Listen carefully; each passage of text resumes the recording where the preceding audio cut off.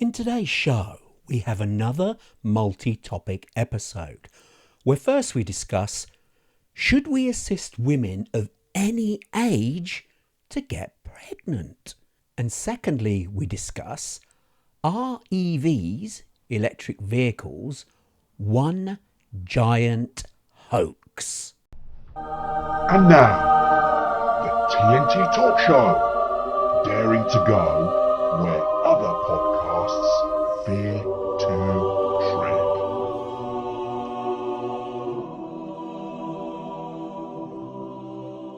Hello, I'm Tony Fasulo and I share the stage with my esteemed friend and colleague, Taya Boya. Taya, hello, my friend, once again. You keep it safe and well. He's laughing already and I haven't even said it. I didn't need to say it.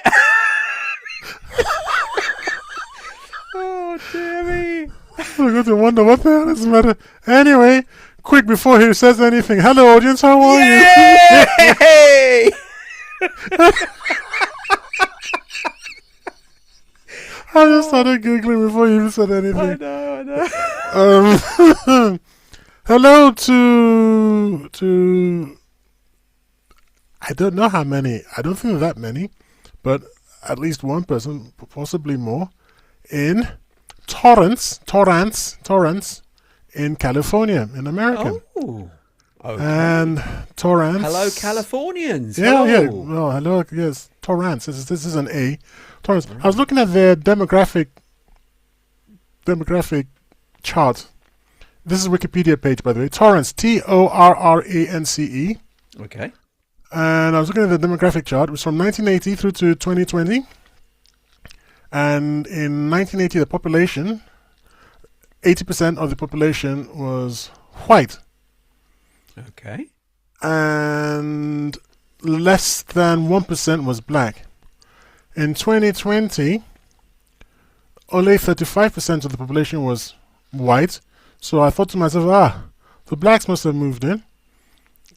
And I looked down and I was like, no, only 3% of the population in 2020 were black. I was thinking, well, why did the whites move out? So I ran my eye down the chart and I was expecting, as I believe you would probably expect to see that the Hispanics had moved in, so to speak. Yeah. No. No? Asians. Really? 35% of the population is not Asian. Wow. So I was thinking to myself, you know why Donald Trump is a bit worried about China.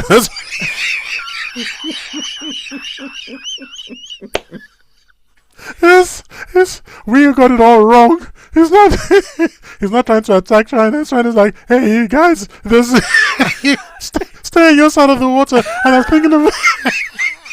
Well, listen.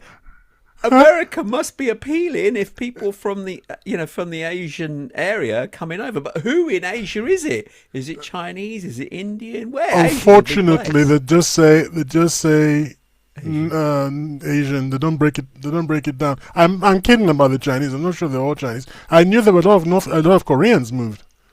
Oh wow.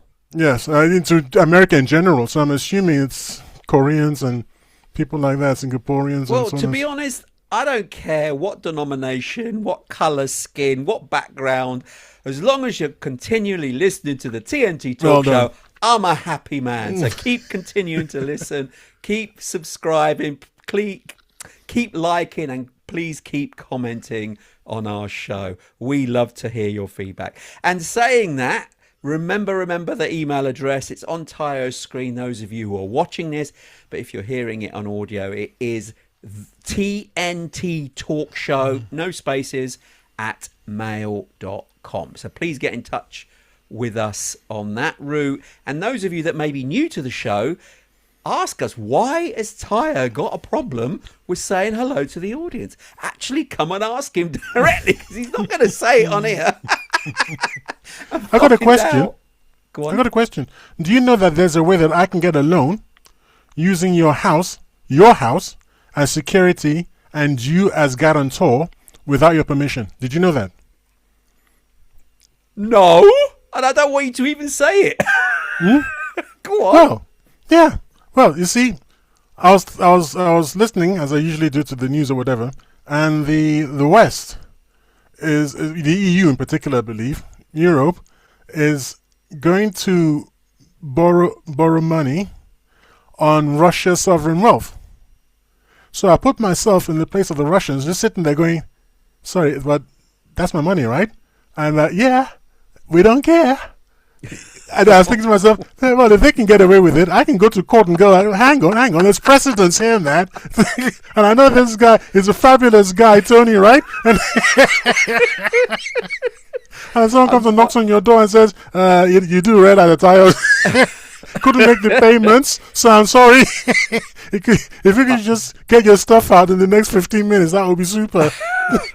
No. I think actually they're on a sticky wicket because it's being pushed back, although I know we're digressing slightly because it's not even mentioned a topic of the show. But that particular item that was floated is, I think, going to get chucked out. It's ridiculous. What do you mean? Someone else's money. International law will probably throw that out. If they still want to continue with the international law system and stick to it, they just cannot do that. And the people in the law are trying to find ways of wiggle room to work a way around it, but I think it's going to get thrown out. So it was Eva's idea. It was preposterous. But anyway, absolutely. Separate topic for another time. Let's move on with today's show. And time permitting, we want to cover more than one topic, multi-topic show. But this all depends on how we go with the first one, of course. So what we're going to begin with is an interesting one that Tayo's picked, and it's, should we assist women of any age to get pregnant? Now, Tayo, this is one of yours. Why did you come up with this particular topic? What drove you to want to discuss it? Because we're making advances in medicine in all sorts of ways. And someone said, well, you know that men can have children all their lives, basically, once they become sexually mature, the age of early teens, they can impregnate women, usually up until the grave. That's probably not totally accurate because the libido falls off the cliff. No, well, I mean, the libido, that's you want to, but you don't want to, but you can. Physically, you see what I'm trying to... can't, and I think that there's that limit on men anyway. So, What? There is a limit. You if a lot of men can't, after a certain age, maybe want to, but they can't. Because okay. Is that not what Viagra's for? But are we not digressing? And you've sort of taken me away from my path. You asked me. So you know I do that as part of the show. Yeah, well. So the men, a lot longer than women. Indeed, that is statistically correct. Yes. And so some women piled in on the conversation. Were like, yeah, well, they're going to enable us. Medical science will eventually find a way so that we can have children at an even later age. And then other people piled in and said, well, your body is not just a question of being able to carry it. Is it the stress on your system is why you do it when you're young? Because when you're older, your heart and your this and your that and your liver, and everything, it would have to be a system-wide panacea that you supply. And I was on the side of the women that, look, man, if they can do it, why not? And then someone was piling in, hold on, you're not meant to, okay? One of you should be young. And a 50-year-old man and a 20-year-old woman, society developed that way. We're used to it because the 50-year-old man has got resources, and if something happens to him, the woman gets the resources for her children, But a 50-year-old woman and a 20-year-old man, who's looking after whom? Anyway, the question, it just became a topic where I thought, I'll bring this to the TNT talk show and we'll have a chat about it. Okay. I mean, because science has progressed and it allows it to happen, doesn't mean it should happen, of course. There is that. There are many scientific breakthroughs that aren't applied in the real world because they're so controversial. And this one is bordering on that, let's be perfectly honest, because, let's touch on biologically. people giving birth naturally, do you know who the oldest mother to conceive naturally is? I don't know her name. Recorded. I don't know her name. I think her age was in the 60s, wasn't it? No, not quite as old as that. So the oldest female to conceive naturally was actually a British lady called Dawn Brooke, and she gave birth to a son in 1997 at the age of 59. She conceived naturally. So, okay, that's quite an old age, and she was obviously unexpected. It wasn't planned, but there you go. It happened. But fertility declines sharply after 40s, for sure, and some people even earlier than that. So it's very rare for anyone 50 and beyond to conceive naturally. So that's sort of the bottom line. So Dawn was a bit of an outliner at 59 in order to conceive and, you know, full term give birth to her son in 1997.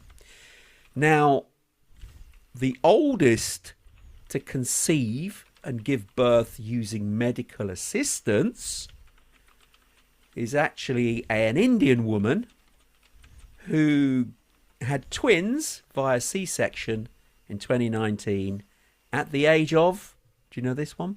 No. 73 in India. Now, I'll give you a tragic story, actually, along a similar lines for a woman in Spain. And her name was Maria del Carmen Busada de Lara. Quite a long name, but they tend to have long names in Spain. And she gave birth to twins at 67 in 2006, but after she lied about her age to a US fertility clinic. And then crazily, she died of cancer 2.5 years later, leaving her 2 children orphaned. Oh, no. So this particular case is one that fuels this ethical debate where at what age should we stop? Should we have, even though science allows it to happen, can happen, should there be a level in society, not morally, but maybe, you know, law that says women cannot have medical assisted births beyond a particular age? Is it because it's too stressful for them, or is it just not right? What's your view? Should there be a limit that's maybe judiciary through the law, or should it be up to individuals? I've got to push back on this natural birth thing because I don't know the details, and that is where you might catch me out. First of all, you seem to have conflated two things: natural pregnancy and natural childbirth, because you said a C-section. So that implies she was the one who was 73 had IVF with donor eggs. She didn't have her own eggs. Why the hell whereas she wanted about 73 anyway? Well, indeed, she was so hell bent on wanting a child at that age. She got IVF with donor eggs, and then obviously she couldn't give birth naturally. She had to have a C-section as well. So it wasn't even her eggs. No, I know. So was she genetically related to the kids? That I don't have the detail of. This was obviously in India, like I said. Because if they're donor eggs, and obviously, let's not be ridiculous, donor sperm, because she doesn't produce her own sperm. In that case, that she was not even related to the children. She just carried them. But she had them as hers. No, yeah. What I'm saying is genetically. I said. I use careful language. She was not genetically related to those children. She was basically an incubator. Indeed. So why did you just adopt? Well, anyway, that's a very valid question, and you could actually argue that. But she was in India in 2019 at the age of 73. I mean, sometimes I wonder if doctors themselves shouldn't be held to account, because you've got to ask the doctor, what did you think? Is that the one that went on to die of cancer a couple of years later? No, that was a slightly younger one at 67. That was in Spain. Right. Okay. So anyway, I've got issues because you said they're natural. Now, I don't know the details, but a few years ago, I think this was possibly pre-COVID, I think, or maybe just after COVID, My cousin told me that an aunt from another side of the family, so not one that I know myself, had found herself pregnant unexpectedly in mid-60s. Oh, wow. So I'm going to have to find out now and then report back to say, well, because obviously if she was unexpected, she wasn't trying to get pregnant or anything. No. And then she found herself pregnant. And she'd been childless, by the way, all her life. Wow. So, yeah, I think, and then if I mean, I need to get in touch, because if it's genuine and there's medical records, then she should be in the record books, not this. Yeah, I'm not trying to take it away from the woman. Lady, Dawn. I'm not trying to take it away from Dawn or anything, but I will have to seriously say, hey, this is something that can actually, needs looking at, because it could be altering. Well, if you get that information, we'll add another show. We'll do a small little snippet alongside our other shows so people can find it as an update to this particular topic. So that would be quite absolutely. I'll do that. Okay, wonderful. Okay, so now what do I think about it? I know you think I like to chop people's heads off and things like that, but it's not really true. If people can be happy, they can be happy. So it's like, can we not sort of? There are ifs, whens, and buts, and howsoever's, because systemically, women are not designed to carry children at that age. It's just that simple. In advanced years, not good enough. Apparently, they've got egg quality collapses with age. Yep. They've got hypertension, gestational diabetes, pre-eclampsia. I don't know what the hell that means. Ooh, and hemorrhage. Yep. Child complications, genetic issues, preterm birth, NICU time. I don't know what that is. All sorts of not good, right? Yeah. But I want to twist the question. I want to massage the question a bit to put you in a bit of a quandary. Okay. Let us, as a hypothetical, say that science has advanced to the point. There's this nanobots. Is it nanobots that have been spoken about recently, which will renew the human body and make you, like 25 permanently. So you might be actually, obviously you're going to be 25 permanently, but not your batteries, which are, about the batteries, the cell batteries. In each of the cells. Yes. What's it called again? The mitochondria. Mitochondria, right? Yeah. Those are going to run out. So we're designed to run out. It's like we're on batteries, and those batteries will run. It doesn't matter what you do, they're going to run out, okay? So you'll be 73, that your batteries will be 73, but the rest of you will be fine. You look young. You look young. Psychologically, that may have a beneficial effect, obviously, because you look in the mirror and you're having somebody looking back at you who looks younger than their actual age would imply. Yeah, but it'll be repairing age damage to the cells too, wouldn't it? Well, it depends on how this thing works.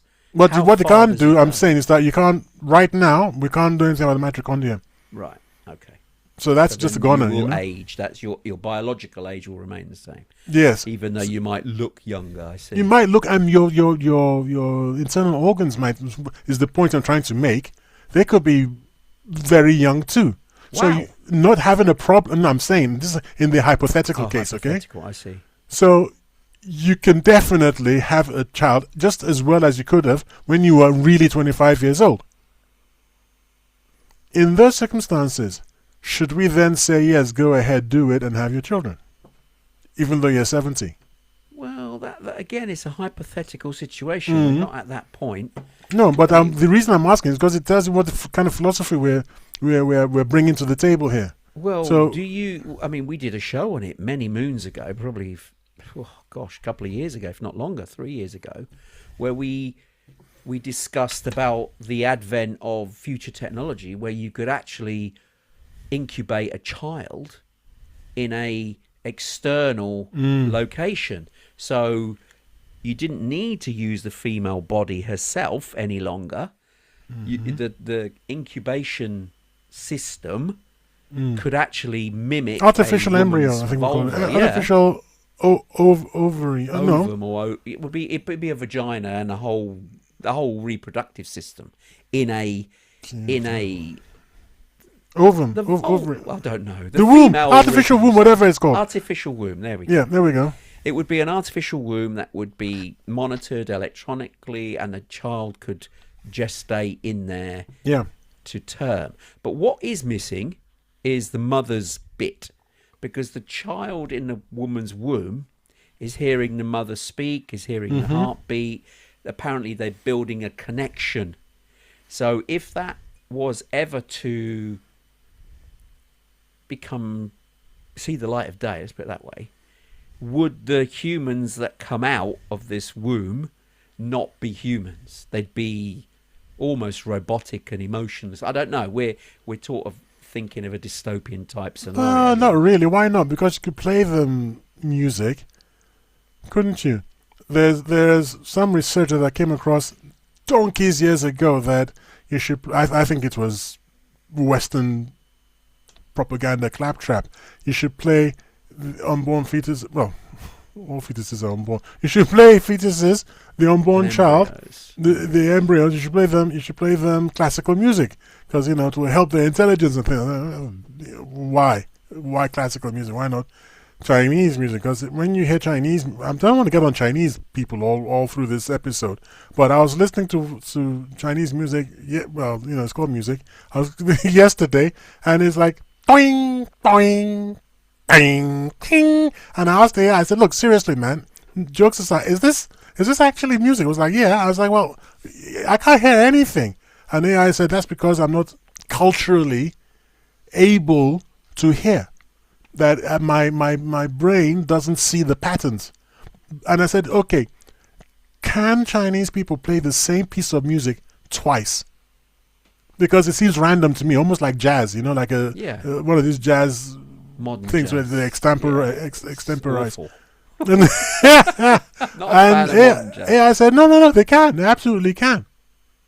So that in that case, why does it have to be Western music? Anyway, this artificial womb, why don't you play them soothing music, nice music, and if you're not in a dystopian society where you will grow up, you will obey your masters, and then you pumping that into them for 9 months, but you're more like, here's be optimistic. Here's something for you from Tony Fusudo. I'm glad you used me nice. as a reference there. Yeah, for optimism, yeah. And then you got the other kid, who's tired, man. Cut off their heads, man. Kill them all. The guillotine. And then you see, hey, 2 kids come out. One is, and the other one looks at the guy and says, "Kill him." That's mine. Come here. Hugs.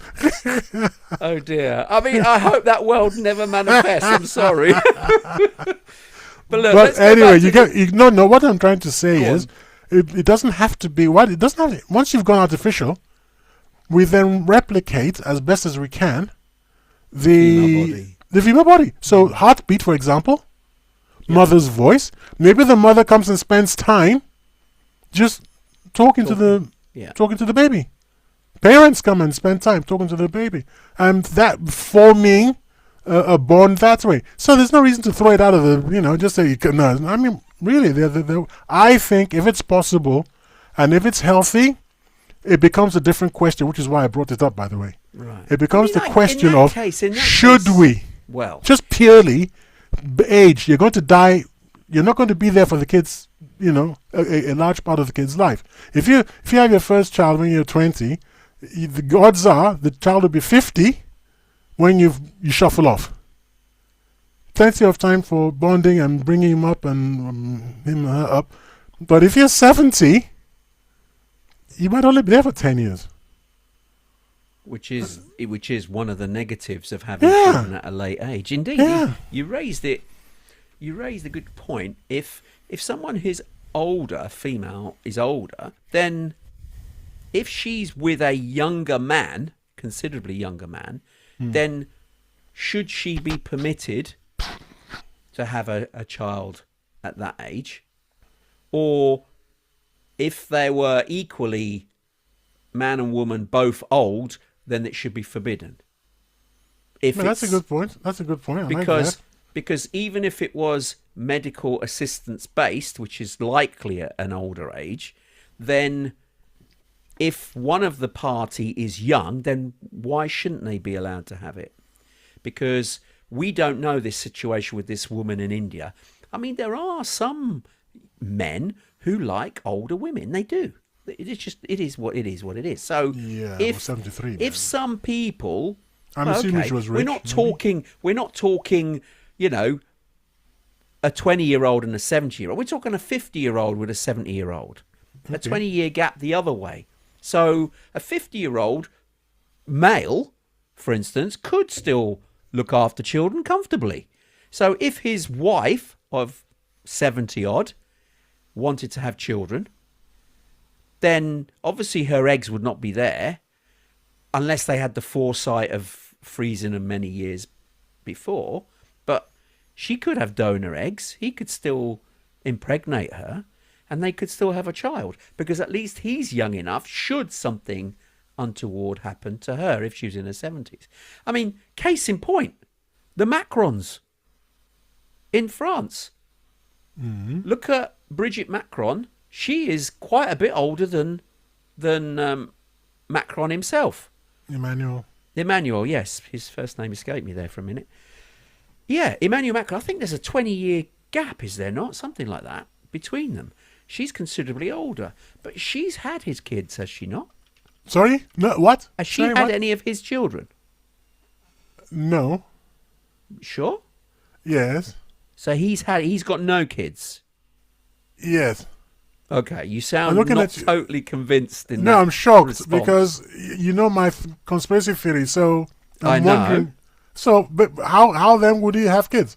But that's a separate. That's just for our listeners who are wondering what is going on. Why is Tayo sort of looking at Tony in such a weird way? Shocked. Tayo I'm shocked.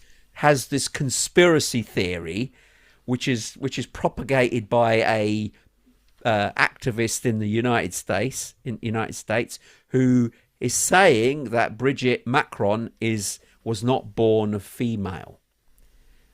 She is a transgender. I think that's the biggest load of nonsense I've heard ever, but that's a separate topic. But I'm asking whether Brigitte Macron, who is considerably older than Emmanuel Macron, has had his children. Well, if she had his children, who then would be saying that there's a possibility that she's trans? I mean, it doesn't make sense. Think about it. There's no way that we would be saying, oh, those are not her kids. That's a whole new other level. So, no. Has she got no kids at all? But, there are kids.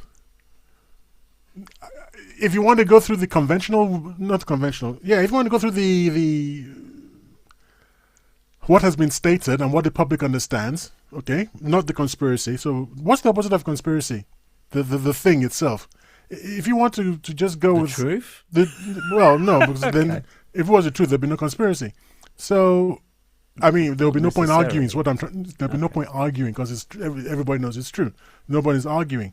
So on the no argument side, she's had kids from a previous marriage. Okay. Yeah. So that's the no argument side. But it's like, where's the sister? Anyway, I don't want to digress, but we should do a show on this, okay? Because there's so many things you don't know. So anyway, but with Macron, with Emmanuel, I beg your pardon, well, Macron, yeah. With Emmanuel, no, she doesn't have any kids. And she is, because you asked, 24 years older than him. 24. And I am saying she, just to be polite. So she's in her late 60s? Well, she was, again, it was born in 1953. So what's that? 66 plus 7, which is, what? 67. Yeah, no, 66 plus 7. Your maths are terrible. 65 plus 7, 72. 72. Okay, she's 72. Way. So, she couldn't have kids now with donor eggs. Well, she could have them with donor eggs. Yeah, with donor eggs, yeah. But would she want to at that age? No, maybe not. So, but the thing is, Emmanuel Macron's young. So if she wanted to, for argument's sake, let's just throw that in the mix. 22 minus 24. She could. She could do. Sorry? And because he's young. So should they be prevented from having children at that age? Because if we're looking at only someone in isolation or a single female wanting to have kids at a late stage in life, or an older couple, then maybe the doctors themselves should dissuade them and say, well, look, you know, the stresses on your body are quite high. The children may struggle because they've got older parents. The parents are naturally not going to be as energetic as a younger couple, so the kids won't get the same stimulation in their formative years as they would had both parents been younger. And quality of life of the child is up for question. Now, they'll still get loved. They'll probably still have a better home because, let's be honest, someone who's a lot older is more established. They don't have money worries like a young couple may do. So you don't know this about... It was interesting you brought up Emmanuel Macron, because he's an interesting case. You don't know a lot about it. You really should watch... She's not an activist, by the way. Tony said an activist in America. So she's not an activist. She's... she's bugging. All right, so she's... she's a very interesting character called Candace Owens. And Candace ran with this story. According to Candace, she had the same attitude that you had, that I had. Everybody, the first time you hear this story, the first thing you go is, come on. You know, I was like that. I was like, come on.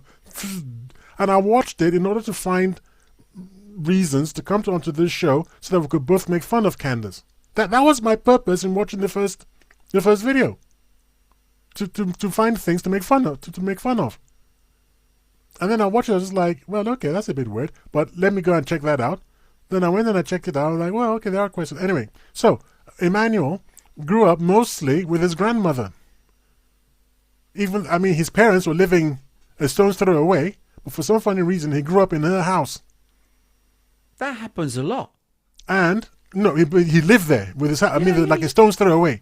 The two parents. Why did the parents not want him in the house? Well, I don't know the answer to that. That's one of the mysteries, isn't it? But he said that he grew up differently from his siblings because he was the one in his grandmother's house, and the red and the things they did together was more cerebral. Okay. You know, than running around as you would with other kids. So he grew up more intelligent. Thinking more. No.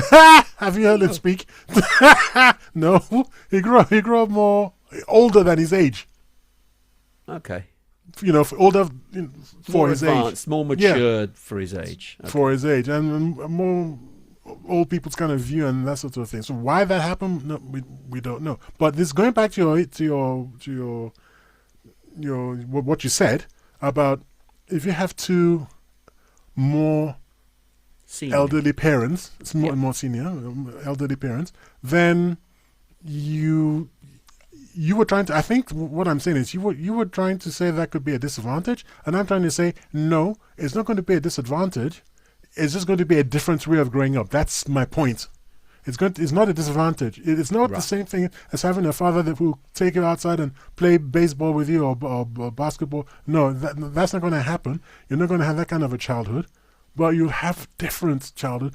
Maybe one that's even more cultured, because, you listen to your parents talk about this type of wine and that kind of food and the events you go to. It could be just very different, and I think it's the only thing. Yeah, I'm not saying it was bad, but they're going to be disadvantaged in so much that other children in the school that they'll have to attend will most likely have younger parents, and there will be this disconnect, and so it would also make it difficult because you know what kids are like at school, teasing and all the rest of it. No, I don't think so.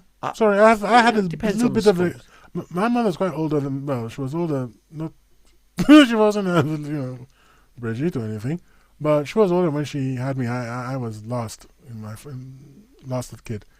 And so I think what it does is you live in two worlds. When you go to school, you play with the other kids, you interact with other kids, but there's this little bit of sometimes they seem silly to you, a bit immature, and sometimes you seem a bit standoffish to them. Which can happen when your siblings are older than you, though. Obviously, my siblings were a lot older than me. Yeah, that tends to happen because that happens quite frequently where the youngest that goes to school can be more mature in their attitude because the people at home are all older. And so they become older in the way they look at life. So that happens a lot, actually. So, yeah. But what I'm saying is that if the parents then had to pick up the kids from school, they're a lot older than all the other mums and dads, and there's that element.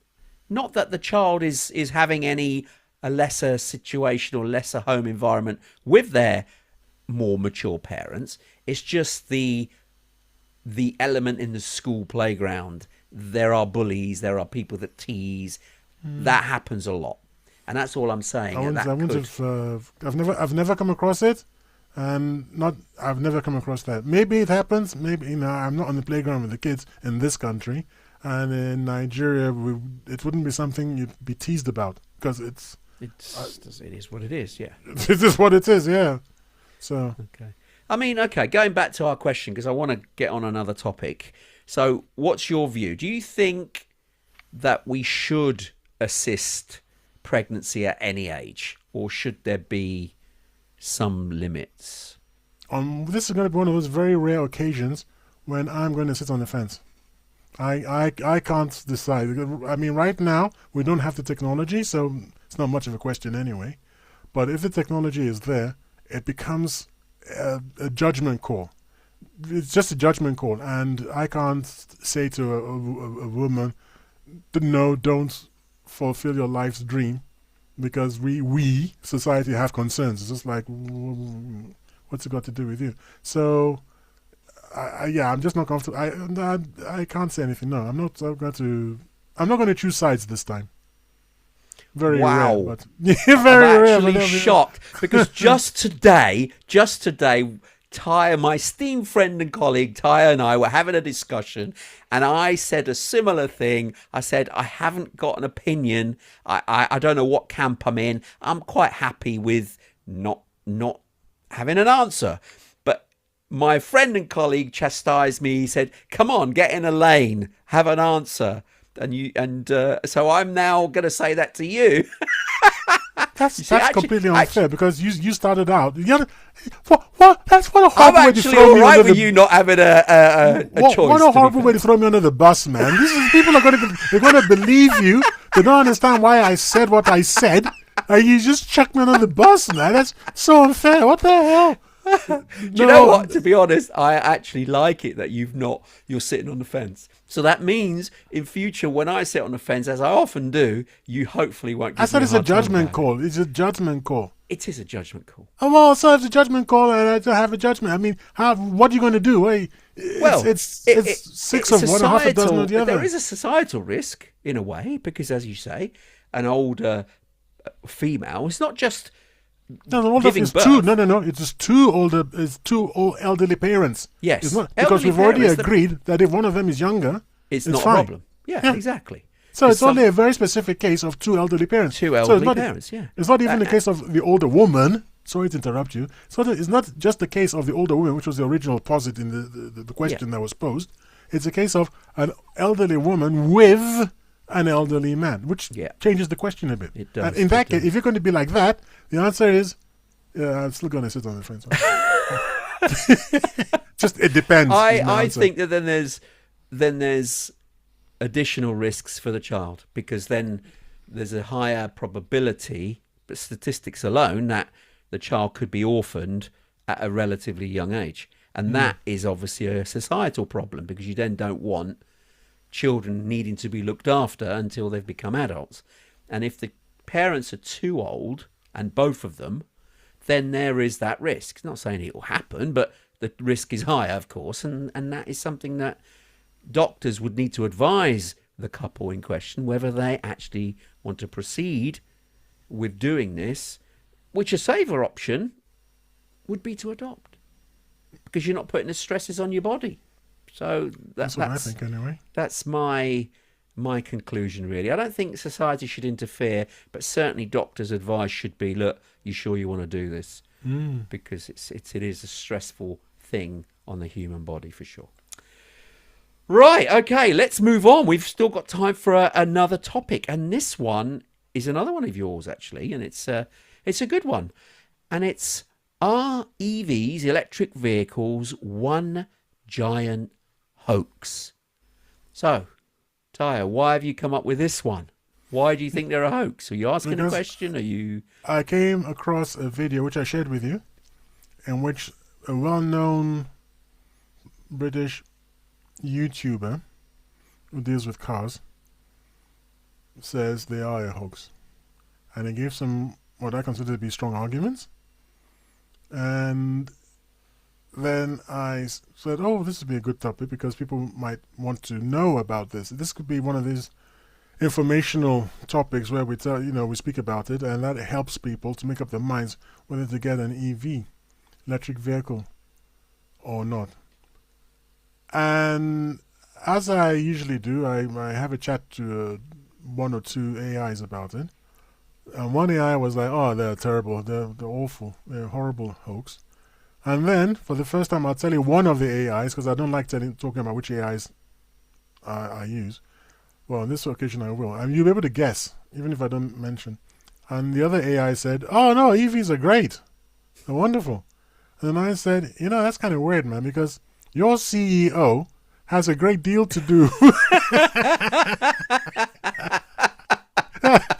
Has a great Coincidentally. deal to do. And it seems that you're quite gung-ho about EVs. I was just wondering what kind of training data that you and then he got all shirty with me. I went onto the web and I did an objective test. And I was like, oh, okay, all right. But, it doesn't sound like it because what about this and what about that? And it was like, yeah, well, no, it's improving.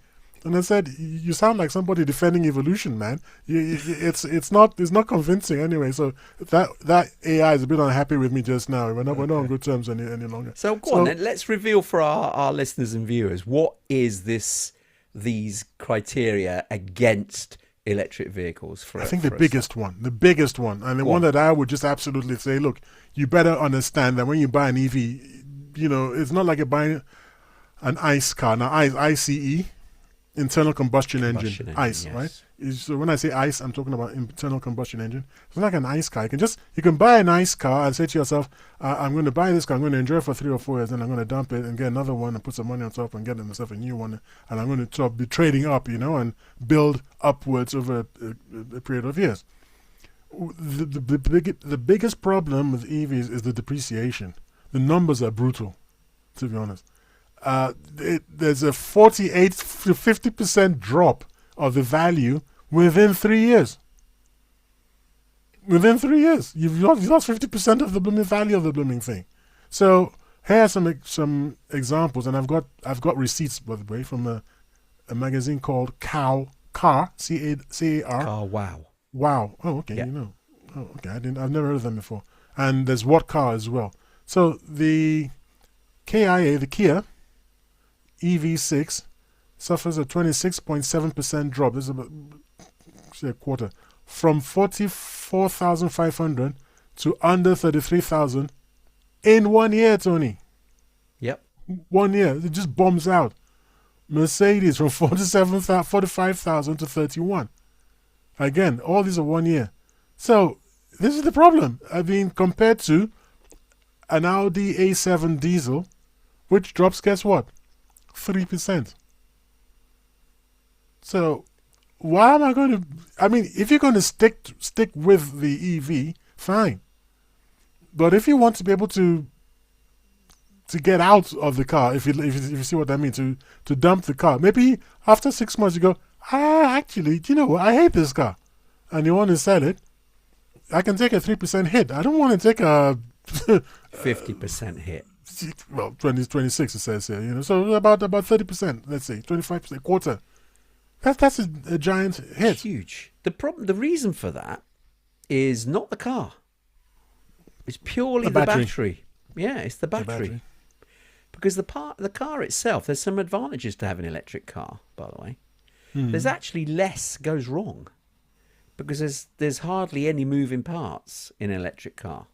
Yes, things still go wrong, of course, but not to the same degree as an ICE car. There's more to go wrong in a standard traditional combustion engine as opposed to an EV car, because, like I said, there's less things that can go wrong.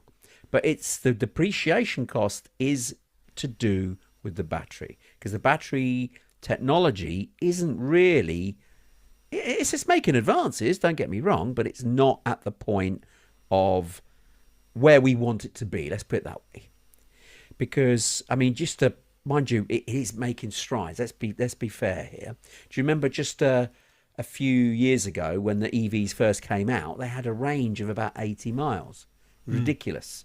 Now, typically, it's between 250 to 300 miles. Obviously, less so in colder conditions because you have the heating on, you've got extra things going on. It uses up more battery. Although on some models now, they've introduced a second battery for the heating and the climate and the rest of it. So the actual range is taken care of by the main battery and isn't affected by the heaters and all the rest of it, which is quite an interesting move. I don't know why many others haven't thought about that first, but that's some of the advances that they've thought about in battery technology. The other one that was very, very common was range anxiety. Because you had this limited range and there were so few places to charge it, especially on the road network, people were genuinely anxious about travelling longer distance in an electric vehicle because of that fear that where you're going to charge if you run out. But that is improving, and because the range is improving now, that anxiety level is actually depreciating. But we still have the problem of the charging time comparing to filling up your petrol or diesel tank. There's just no comparison because you can fill up a tank of diesel or petrol in a standard car, 5 minutes, in and out, you're done. Whereas a charger, you'd probably have to leave it for half an hour to get a couple of 100 miles range. It's not even filling the battery to its capacity. It just gives you 200 miles, which isn't bad, but it's not the full charge. The other advantage, though, is the cheapness. We have to touch on that. The fueling the car with petrol or diesel compared to charging your car with a plug or a charger, especially in your home, there is no comparison. It's still significantly cheaper to charge on your drive, if you have a drive, than it is to fuel up with petrol and diesel. Well, when it comes to the battery problem, I was expecting you to say, but there are warranties for no, that. not for the batteries. Exactly. Well, it's sneaky. Yeah. They seem to offer a warranty, but it's a sleight of hand because the warranty only covers catastrophic failure. Yeah. Not gradual degradation. Yeah. And gradual degradation, if you get a dodgy battery, you just got yourself a dodgy battery. Yeah. And that's your problem, basically. So the Chinese company is Zero, I believe it's called. I'm waiting for their cars to come here, but they can't just bring their cars across. They have to bring across the entire battery infrastructure, because what they do is what would instantly make EVs worthwhile, in my opinion, is that they've got a drive-in to a re-battery place. So when you buy a XIO Zero, I think they pronounced Zhao. Yeah. Oh, okay. When you buy a Zhao, I think it's from the phone company Xiaomi. Oh, okay. So the phone company built their own cars. House is an ecosystem. Everything, talks to your fridge and talks to your that and so the whole thing, like a bit like BYD or someone else. BYD as well. Yeah. Someone else is doing something similar. But what these people have done, very clever, is they're basically selling you the car, the body, and all the gadgets, sans battery. Without the battery. So your battery is you're hiring it. Oh. When it's depleted, you drive into like a station. You drive onto this bay, It drops the one you've got. It slides in another one. You pay, and then off you go. Oh. So they will charge it. They will charge. It's all their blooming problem now. So battery is not your problem. Wow. And that's it. That to me, that's like, okay, that's it. Solved. Yeah. Then I want an electric car. So I'm saying, well, let's have them here in this country. Because that would that's just going to take the market by storm. And just Well, would. it You don't have. There are some problems there, though. I mean, China is well placed in order to do this because they've got the end-to-end system from mining the rare earth materials like lithium, cobalt, nickel, etc. They've got that. Most other countries don't.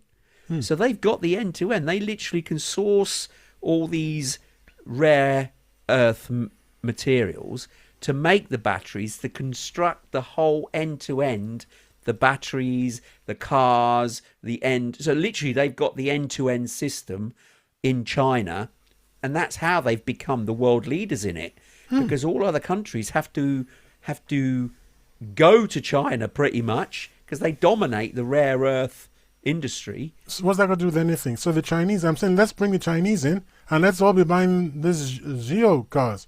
Well, because and then you don't what want you to do, destroy your own manufacturing, do you? 'Cause well, that's what will happen. They're a big it's going to chunk. happen. You can't, because this is what we ourselves, when I say we, I mean the West, did to others when we were on top. We were destroying other people's blooming economies. So, tough titty. But what I'm trying to say is this. We can box clever too. Basically, you can get the Chinese to subsidize your transport system whilst you quietly build up your own resources. Took them 30 years to do it. Why do we want to do it overnight? They sat down and thought about it 30 years ago. And we're just smelling the coffee now. So it's like, okay, let's borrow a leaf. For now, we go this route, but we've got our own plans and we've got our way of doing things, and then we'll do it. It's not a problem. I've never seen it as being a problem. When Nigeria was complaining about rice coming in from somewhere, I was like, well, okay, it's much cheaper than our rice. So whilst it is cheaper than our rice, let's buy from them. But let's in parallel build up your own. Build up our own in parallel, just quietly, nicely, neatly. That's what you do. Yeah. Well, that's something we don't know if that's happening behind the scenes. We obviously don't know. But I have a feeling based on our leadership, we can know there's nothing's I have a happening. feeling that the technology for batteries will be defunct anyway. So electric cars will still be here, but they won't be powered by these batteries that we're seeing at the moment. There's a new technology that's been developed Chinese, by isn't it? the Japanese. The Japanese have got a new type of battery. I mean, everyone's talked about solid state, and that is making a breakthrough. We're nearly there. And just to explain the difference between a solid state battery and the ones that currently in most electric vehicles now. The solid state ones, the advantages they have are they don't lose their power over time. Because the lithium ion ones, which are, well, if you've got a mobile phone, you probably noticed this yourself. Most mobile phones now have a lithium ion battery. So when you charge it, when you first have it, it gives you, I don't know, a whole day's worth of charge. But as you use it and charge it, the charging range or the length of time it stays charged for diminishes. So you don't get the full day's use out of the phone now. You have to maybe charge it again towards evening because your battery's gone low. And so the battery degrades over time. Now, solid state batteries don't have this problem. So if you get a car battery that lasts you, although some of them they've said that these batteries will give you a 700-mile range. So that's double the best EV batteries with lithium-ion technology to date. So that would be good because that's actually better than a standard diesel or petrol car. So 700-mile range. They don't degrade in terms of if you get that mileage, you'll always get that mileage. And secondly, they charge up in about 7 minutes from zero. So if that technology makes it to market, then these batteries that we're currently using will be out the window, because this technology will be far superior. And I'll be honest, there would be a serious pressure on ICE engines, internal combustion engines, when this technology comes out. The only saving grace for the combustion engine is that there currently is not enough power for a surge in EV take-up. There just isn't. We haven't got enough charging points. We haven't got enough power in the grid to adequately supply the needs of people charging their batteries for car batteries. It's just not enough power there. We'd have to build more power stations, either nuclear or whatever, wind or wave technology, in order to meet the demand needed for these changes to the electricity requirement to move this forward. So even if the battery technology was available today, we would still have a big problem that we couldn't actually charge them enough with regularity at the present time. Yeah, so apparently this is Toyota's solid-state battery you're talking about. Yes. Apparently it can last for 40 years, retain 90% of its capacity for up to 40 years. Wow. Compared to conventional lithium batteries, which typically maintain 90% capacity for only 10 years. Mass production is set to begin in 2026 and 2027. Oh, wow. And it will charge for 10 minutes and drive for 1,200 kilometers. Oh, wow. It's even better than the 700. Wow. Yeah, they've really gone up. That's incredible. It says to you, it says to me, it says to you. It says here, it says, you might like to share with Tony. He knows about you, see. You might like to share with Tony that this proves that current EVs are a hoax, in the sense that they'll be obsolete before you finish paying for them.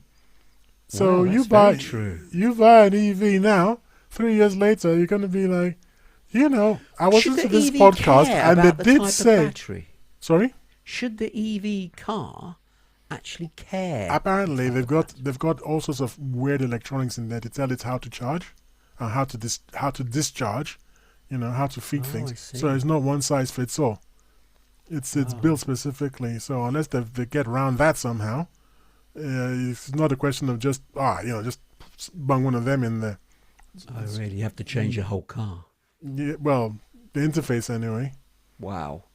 So I suppose rather than forcing people to change their whole cars, there will be whole industries that would pop up that would be able to make that transition for people. Because there's an awful lot of cars on the road at the minute, and there's a lot of electric cars. So it would be a shame unless they just let them. You have the two technologies side by side. You've got the solid state battery ones, which are the new ones that charge in 10 minutes. No one wants to buy the other one. I wouldn't buy. I'm not going to buy a blooming, what do you call it, lithium one. Ones. No, lithium ones. No. Unless the price literally dropped to the floor. Well, here's the thing. The Chinese haven't announced anything. Japanese have announced it. The funny thing about the Chinese right now is that they're on a roll. Okay? Right now, they've got the wind in their sails. Yes. So if Toyota thinks it's going to be, we got solid state, it's going to be horrified when about 6 months before because look at what happened with DeepSeek, the AI thing. It might not be when the Chinese one comes out, won't be charged for 10 minutes and drive 1,000 kilometers. It might be charged for 20 minutes and go 900 kilometers. Yeah. But that's but good it's enough. Available now. Yeah, and then it's cheap as well. It's like, do you know what? It's like 20 quid. Stuff Toyota, baby, man. Give me one of those. Yeah, that's very true, actually. You don't know what the Chinese up their sleeve, because they don't tend to announce things. I think Toyota have done it because maybe they're looking for some investment in order to make that come to fruition, which is understandable. So they're going to announce it early and say, oh, by the way, we've got this. A bit like what the AI companies are doing now. They're announcing, their take-up so they can get more. We need to talk about AI because there's a big bubble there that's going to go horrible. And our listeners ought to know. And some of them must not get caught up in the hype because it's very dodgy what's going on. Anyway, back to this thing. Yeah. There's another Japanese called company. Okay, I don't know what they're called. Contech or something. the Japanese researchers have unveiled a lithium manganese oxide, which has, guess what, zero decay. Oh, And high-performing still energy using density. lithium though. Still using lithium. Oh wow. Energy density of 820 watts per hour. I don't know what that means in real life, I don't understand that. Okay. So this exact battery addresses the degradation problem that makes current EVs financial poison. It's still in development, but it'll be pushed into first-gen tech within a year or two. Okay, I mean, In other words, it's the totally wrong time to buy an EV. EV. Well, to buy a second-hand one. Because it's already lost the value it's going to lose, isn't it? Okay, we're getting to the top of the hour, but I wanted to ask you in particular a hypothetical question, right? First off, why have we gone to EV anyway? Why? Because we were gaslit. Because people say gaslighted. I think that's terrible in English. We were gaslit into believing. Not we. Lots of people. We're gaslit into believing that it will help save the planet. But obviously, it's a whole lot of baloney. I'm going to be polite. Well, we don't know 100%, but yeah, I'm going to raise. No, a it's not hypothetical baloney because question. we're still using the energy from somewhere. Well, I'm going to ask a question then. See what you think. If more data becomes available, and they discover that climate is not heating due to man-made reasons, would this change the narrative for the EV vehicles? Would we go back to ice, or would we now, or have we made enough inroads to electric technology that we would stick with them? No, we've got big money now involved in EVs. China is basically all EV now anyway. Yeah. I think Chinese motorbikes are something ridiculous. Okay, I don't want to, because I don't need to guess any longer. I'm going to start off by guessing, then I'll confirm what I'm saying. I believe Chinese motorbikes are something like 70% EVs, and cars are like 60% now or something. So they've gone. It's no point talking to them about ICE any longer. Yeah. I mean, I still think obviously the benefits is still the clean air, regardless of whether. Yeah, nice to breathe clean air. Yeah, it is. It is. But lithium's poisoning the environment, though. No, it's not. It's not. What do you mean it's not? It's that was debunked. How can it be debunked? I mean, it's going somewhere. But the lithium from the batteries can be repurposed. They can reuse it. They don't let it go back into the. They can, do they? Are you sure about this, or are you just guessing? Okay. Whether they do is another question, but it can be repurposed because it's valuable. But the point is, I still think the benefits to the environment from EVs, because there's no emissions, there's nothing. I mean, you go in the middle of a city when you got all these diesel taxis, buses, cars. It's horrible. That's you can't breathe. Yeah. So there is a benefit in that. Traffic snarl up here in Northampton. Exactly. If it's all EVs, you won't have the air problems that we get in major cities now. So there are benefits. So even if this was the case, the EV trend will still continue. I still think that the problem will be with the charging. We still haven't got enough power in order to power all the requirements needed. It's way behind schedule. I mean, even China couldn't do it if it all went electric. They're getting there, but the West is too slow in producing power stations to meet the needs of what the AI needs, let alone the electric cars out on the road. So that is a major problem for this adoption if it was to improve and the new batteries come out. But we shall see. So, you might final question. You go on. Well, should I tell you what the China thing is? Yeah, go on. China remains a dominant force in global EV markets. It accounts for 60% of all EV sales worldwide. However, when people point to global EV adoption, they're really just pointing to China dumping government-subsidized vehicles into a captive domestic market. So be very careful with the stats. Interesting. So our question to ask you again: are EVs one giant hoax? Not quite, but not far off. You know why? Because this is like a what's the word? It's a version 1. EVs. That's why. Well, not only that, we were told one thing, and it was the reasons we were given for having EVs, as you rightly pointed out, by global warming and all that. That's very sus. So from that point of view, it's a hoax. But who doesn't want cleaner air? Well, so that's why I said sort of a hoax. But it's if it works and it works well. By the way, they're really zippy. Yeah, they are. And you know how I like zippy vehicles. So sign me up. Indeed. I don't think it's a hoax, but it's certainly version 1 of EVs, and hence those that have taken it up will discover that they're not as good as they were made out to be. I reckon once the version 2 EVs come out, e.g. with the new type of battery and quicker charging, longer range, then EVs will be worth getting. But at the moment, you and I will be swanning around and looking at all these schmucks in them. We're gonna, did you really go? Oh, did you listen to the TNT talk show, man? Indeed. Right.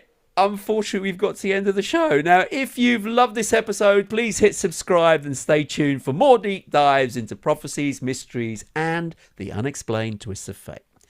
You've listened to Tony and Tyre, and we are the TNT Talk Show, but unfortunately, we have reached the end of the show for another week.